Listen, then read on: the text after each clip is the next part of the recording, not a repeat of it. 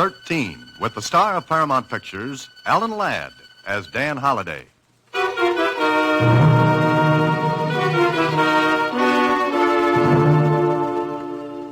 Dear Dan, I know all about your Box 13 ad in the Star Times, but I'm writing to you as a friend to come and see me.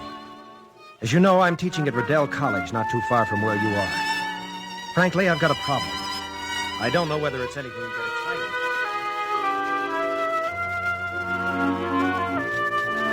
Get excited about or not. Matter of fact, it's sort of personal. But, well, will you come to see me? Bob Lanham. Yeah, it was a personal problem, all right, at first. Then the whole thing got tangled around. Up to my neck.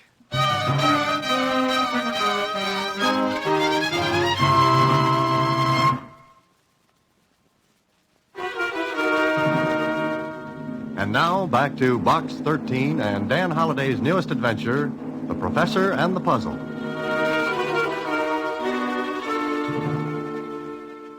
Maybe it'll be a kind of a vacation for you, Mr. Holliday. Could be, Susie, but somehow I have a habit of running into trouble, or it runs into me. Well, why don't you be careful, then? Oh, now, who has fun that way? Remember that old saying, never trouble until it... Oh, no, that's wrong. It's never trouble until... No, it's... Tell you what, Susie. You keep working on it. I'll be back in, say a week.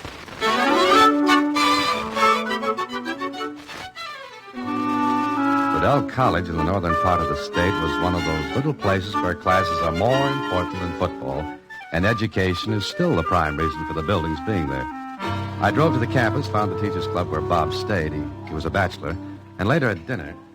I don't know, Dan. Maybe all this is silly, but... Well, I thought perhaps you could help. Well, I can't unless I know what's troubling you. Well, I was engaged to be married. Was? Who changed whose mind? Evelyn. I mean, she changed hers. Oh, I'm sorry, Bob. What happened? Well, I don't know, Dan.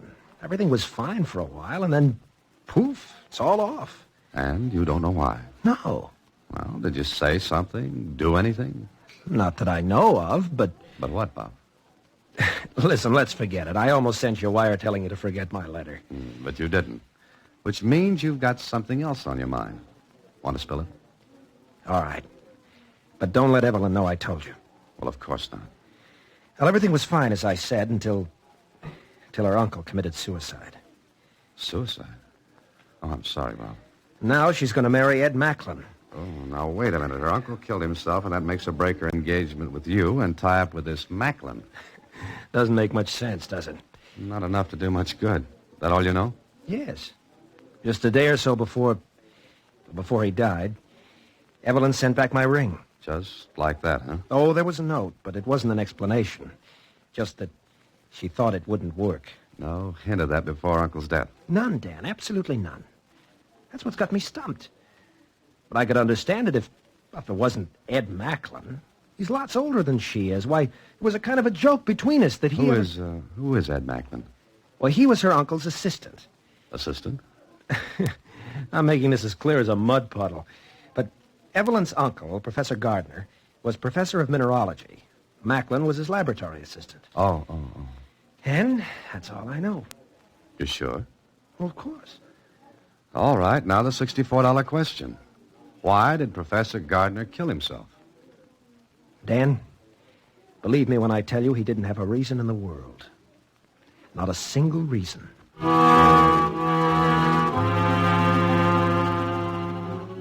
Well, that made as much sense as double talk from Alice in Wonderland. Bob stuck to it, too. The Professor Gardner didn't have a reason to kill himself. Evelyn, it seemed, had been raised by him. He was like a father to her.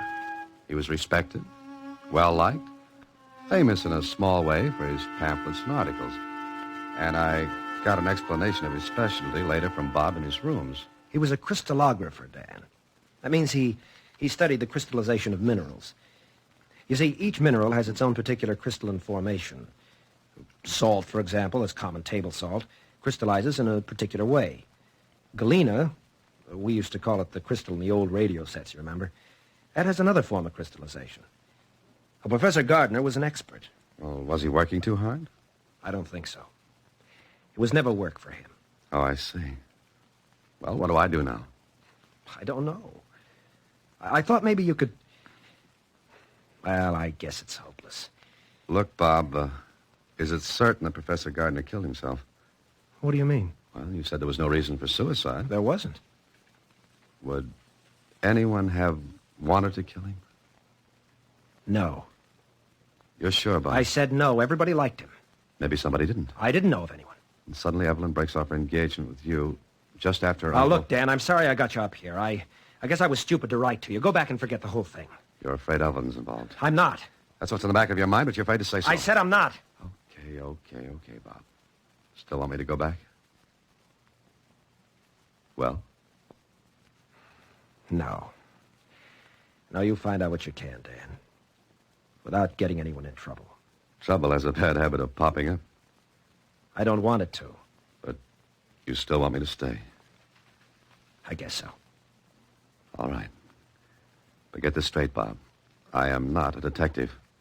What do you mean by that? If I find anything fishy about this, I'll have to call the police. They've already been in. All right. I'll start from here.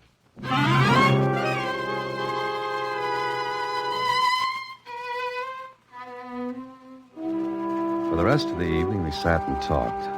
Bob was nervous. He wanted me to help because he was in love with Evelyn.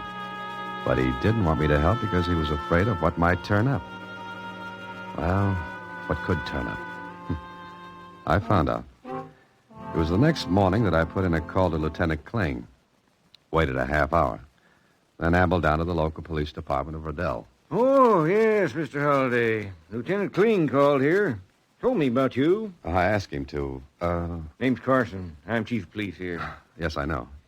What can I do for you, son? Well, if I'm butting in where I don't belong, just say so, will you? Can't tell that till you spit out what's on your mind. Chief Carson leaned back, lighted a corncob pipe, and waited for me to start talking. I liked him. Behind that pink face was a good, shrewd mind. I told him I had come to Riddell, and when I'd finished... Uh-huh. You ain't a detective. No, not even a private one. Just helping a friend, eh? That's all. Well, can't say as I can tell you any more than Bob Lanham did.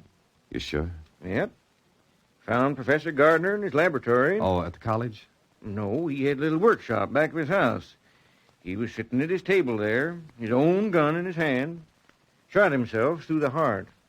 Oh? Something sound odd to you, son? Yes, a man doesn't usually kill himself that way. That's right. Usually in the head. But that's the way it was, huh? Mm-hmm. Tell me, are you satisfied with the case, Chief Carson? Gotta be, son. Which means you're not. Now, look here, son. I'm only a small-town policeman, but I do my work the best I can. Yes, I know. And the thing that's puzzling you is, why should Professor Gardner have killed himself? Mm-hmm. Or, if he didn't, who else would have? And there's no one else. Nobody stood to gain nothing. Wasn't a rich man. His niece? Nope, I'm sure she didn't. What about Ed Macklin? Nothing to gain. Got it marked down as suicide, son. Just as dead end as a blind rabbit burrow.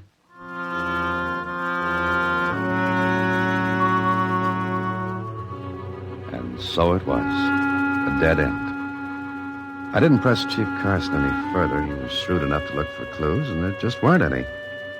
I went back to Bob's rooms and stopped outside the door. Sounded as though a square dance were going on, with hot music. I opened the door fast. All right, break it up. Come on, break it up. Bob, stop. Bob, get back now. Try it again, Lanham, and I'll turn it. Dan, get out of the way. Now, cut it out. Oh, let him come on. Get out of here, Macklin. For now, sure. But try to see Evelyn once more, and I'll beat your head in, that's all. He's a little bigger than you are, Bob. All around. I'll kill him. Now, take it easy. What happened? Well, I tried to see Evelyn this afternoon. She wouldn't talk to me. Macklin came in a couple of minutes ago, and... Well, you saw what was happening. Yeah, I did. It's a nice eye you've got there. Shut up. Oh, now, look, remember me? I'm sorry, Dan. Okay. So that's Macklin. Uh-huh. Sit down, Bob. I don't want to sit down. Sit down. All right. Now, that's better. Now, How far do you think you're going to get by running into his fist? Now, listen, Dan, I've got to see Evelyn. I've got to find out what's going on. All right, maybe we will. Why is Macklin afraid to let you talk to Evelyn? I don't know, Dan.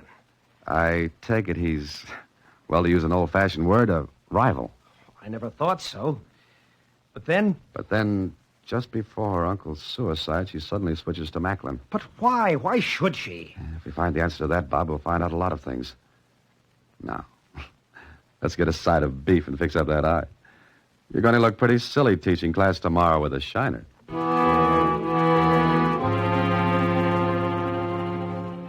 But he didn't look silly in class. You see, he never got there. The next morning, I was pulled out of a nice deep sleep by nobody home. Oh. Hello. Dan? Yeah, sure. Bob? Yeah. Dan, I'm in trouble. Great. How could you get in trouble at 6 in the morning? That's too early. It's not a joke, Dan. I'm in jail. Huh? For what? For killing Ed Macklin.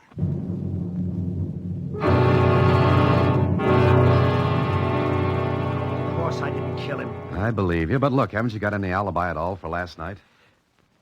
No. When you left me, I went for a walk to think things over. Oh, fine. Everybody goes for walks when somebody gets killed. What time was Macklin killed? Just about the time I was out for that walk. Morning, Holiday. Nice day. Oh, hello, Chief.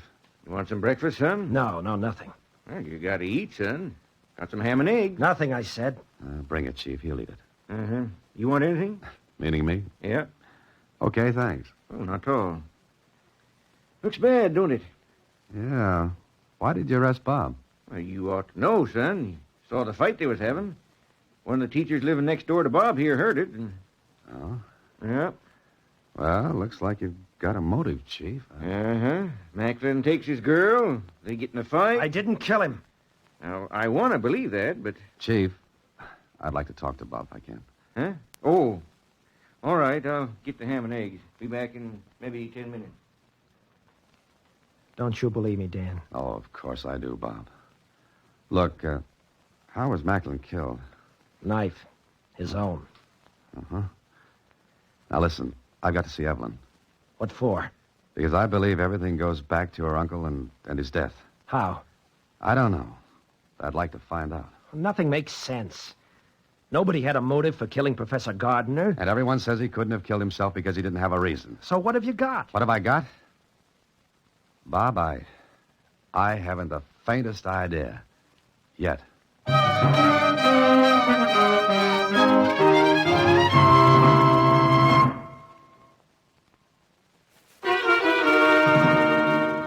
And now back to The Professor and the Puzzle, another Box 13 adventure with Alan Ladd as Dan Holliday. I didn't have a thing. Not a thing to go on. Bob was in a spot, but a good one. He had motive, opportunity. Yet I didn't think he'd kill. I believed he couldn't. And I kept thinking that Professor Gardner's suicide had something to do with Macklin's murder. But how? A harmless professor kills himself. His niece suddenly breaks off her engagement and switches to another man, and that man is killed, and who gets the brass ring on this merry-go-round? Well, it was about time to see Miss Evelyn Gardner. I found the address, drove there, and... No one answered the door, but I heard someone in the back. So I walked around the side of the house, and putting some papers into an incinerator was a girl of maybe 24, 25. She seemed to be in a hurry, anxious to get it over with. Then she turned when she heard my steps. Oh, who are you? I'm sorry. My name's Dan Holliday. Oh, yes, I've heard Bob speak of you. Oh, go ahead. Finish what you were doing. Well, I haven't got a match. I wanted to burn this rubbish. Oh.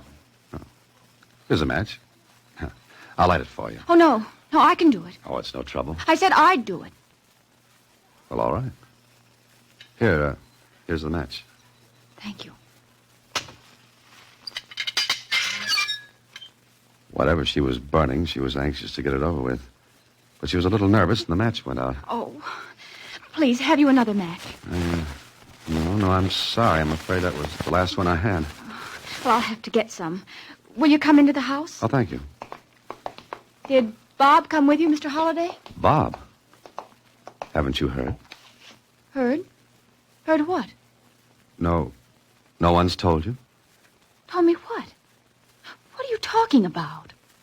Bob's been arrested for the murder of Ed Macklin. Oh, no. No, he didn't. How do you know? Oh, we've got to see him. That might help, but how can you be sure Bob didn't do it? Oh, he couldn't have. Then who did? I don't know. I don't know, but it wasn't Bob. It has something to do with your uncle's death, doesn't it? No, nothing. How could there be a connection? I'm asking you. I'm going to Bob. I've got to see him. She was gone. I watched her drive away, then I hurried back to the incinerator. It was stuffed with papers. I dragged them out. Newspapers, wrapping paper, and then a little sheaf of receipts. Registered mail receipts for parcel post packages. And the signature of the sender was M.A. Gardner. Professor Martin A. Gardner. Now, why was Evelyn burning these? I looked a little longer and found something else. A carbon copy of a letter. It was partially torn, and all I could read of it was, "And this is the last job. Because it's the biggest, I want more than my usual fee. If I don't get it, you'll never get the finished products." And it was signed with the initials M.A.G. Martin A. Gardner. Okay, so I had a lead. But where would it get me? I found out. I didn't go back to the jail because I wanted to look a little longer at those papers I'd found. There was also a bank book, and the deposits totaled over $12,000. But it was in the name of Samuel Stoner. The bank was in the city, not in Riddell. Back in my hotel, I was trying to figure this out when...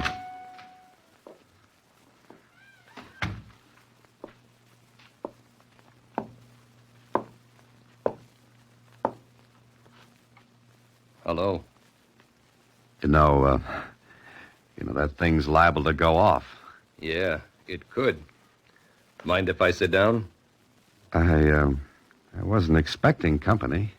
I'll sit down anyway. Okay. Now that you're rested, goodbye. In a hurry? That's right. Not so fast, sweetheart. Stay sitting. That's better. What do you want? What you've got right there. These? That's right. Push them across the table. Keep your hands on top. Scared? Not at all. Now, light a fire in that grate. It's awfully warm, don't you think? It could get hotter. Go ahead. Light a fire in that grate and step on it. Oh, we're going to toast marshmallows, are we? Could be. Now, put some paper on it. Oh, pardon me, you don't have a log with you, do you? I'll bring one the next time. Now, throw that stuff on the fire. All of it. But I haven't looked it over yet. Throw it on. Well, what could I do? I threw all the stuff on the fire, watched it burn away. My company did, too. Watched it burn, I mean. He was a cool cookie. Then... Pretty, isn't it? I used to sit in front of a fireplace and read when I was a kid. But you didn't get to be president. No, that's true. Poke it up a little. See that it's all burned. It is? Good. Now I'm going. Oh, I was hoping you'd stay for dinner. We could put up a spit and roast a chicken. Oh, I almost forgot. You're to stop nosing around. Well, I guess I have to, with that stuff burned. That was the idea. Yes, I suppose you'd have killed me as you killed Macklin. A shot in the dark, but it hit. His face, not so bad before, got twisted up. His fingers tightened on the trigger of his gun, but then he smiled. You'll have to prove it. And something tells me you'll never see me again. So long. Okay. Maybe the things were burned, but I remember one thing. An address. The address on the registered mail receipts where Gardner had sent the packages. And there was the name Samuel Stoner. Something told me Stoner and Gardner were the same and that bank account was his. But why? Why was he paid that much money? What was he doing? Well, there was only one way to find out. Go into the city and go to the address written on those receipts. I drove into the city. The address was an office building. And there were 50 firms doing business in that building. I looked at the directory in the lobby. No good. How could I visit 50 places and get right answers? Then I saw him. The man who made me burn the papers. He went into the building. He didn't see me. I tailed him. Watched him get into an elevator. I got close enough to hear him say, 7, please. 7th floor. There were other people in the elevator. Chances are I'd make a lot of stops before it got to 7. Okay, the steps for holiday.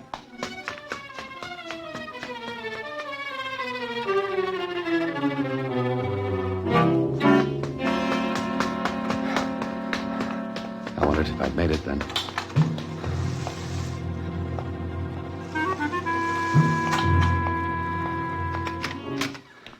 He went into an office that had no name on the door. I waited, and then...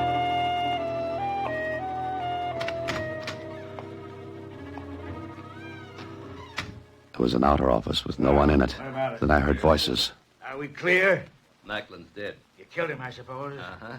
But it looks like someone else did. It was a perfect setup for a frame. Oh, the niece business, huh? Yeah. Oh, and there was another guy nosing around. He picked up some stuff the girl was going to burn. Who was he? Why didn't you... Look, 2 bump-offs are enough. I only signed for the gardener job. All right. Here's your money. Now that I know what the gimmick was, I want more. Oh? Yeah. Don't reach for anything.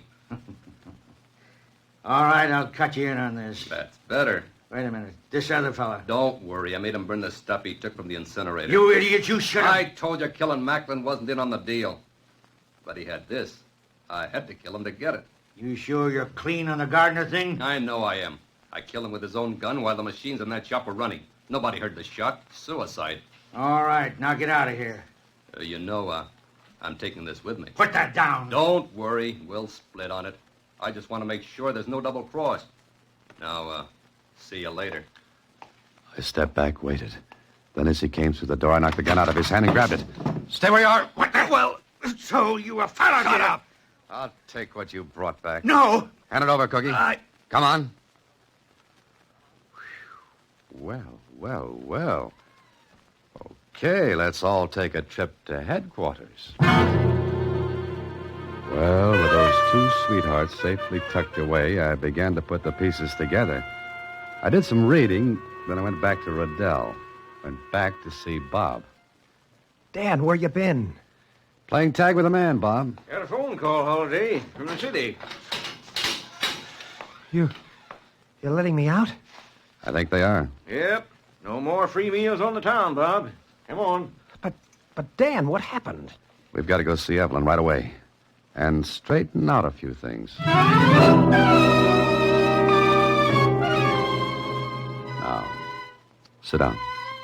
Both of you. Evelyn, Yes? I think I know the whole thing. Yes, I guess you do. What's everyone talking about? Why was I let out of jail? Because you didn't kill Macklin. And Professor Gardner didn't commit suicide. He didn't? How do you know? He was killed. Look, Evelyn, Bob would have been convicted of Macklin's murder if I hadn't... Well, Bob, Professor Gardner was doing illicit diamond cutting. What? Yes, he had a perfect setup for it. The shop where he worked cutting and polishing his mineral specimens. The stolen diamonds were sent to him. He recut and polished them so they could be offered for sale. Isn't that right, Evelyn? Yes. But Macklin... I think you'd better tell him, Evelyn. Ed Macklin found out. Then my uncle was killed, and Macklin knew why. You mean he threatened to expose your uncle if you didn't marry him? Yes. He wasn't sure until after Uncle Martin was killed. Killed by a hired killer. Hired by the man who was sending the diamonds to be recut. Professor Gardner was going to quit, but he received one last diamond. The biggest. He wanted more than his usual fee, or he would keep the diamond. But Evelyn, how does she come into it? Well, naturally, Evelyn wanted to protect her uncle's name, but Macklin's death prevented it. You see, Macklin found the big stone, and he was killed because he did.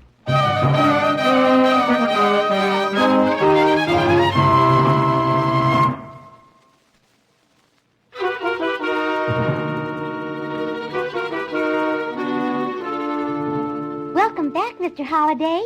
Did you have a nice vacation? Susie, it was just as if I'd never been away. Huh?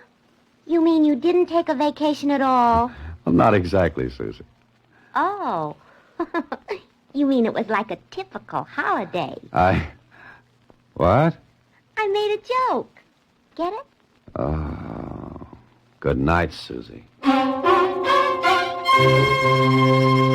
Next week, same time, through the courtesy of Paramount Pictures, Alan Ladd stars as Dan Holliday in Box 13. Box 13 is directed by Richard Sandville with an original story by Russell Hughes. Original music is composed and conducted by Rudy Schrager. The part of Susie is played by Sylvia Picker. Production is supervised by Vern Karstensen. This is a Mayfair production from Hollywood. Watch for Alan Ladd in his latest Paramount picture.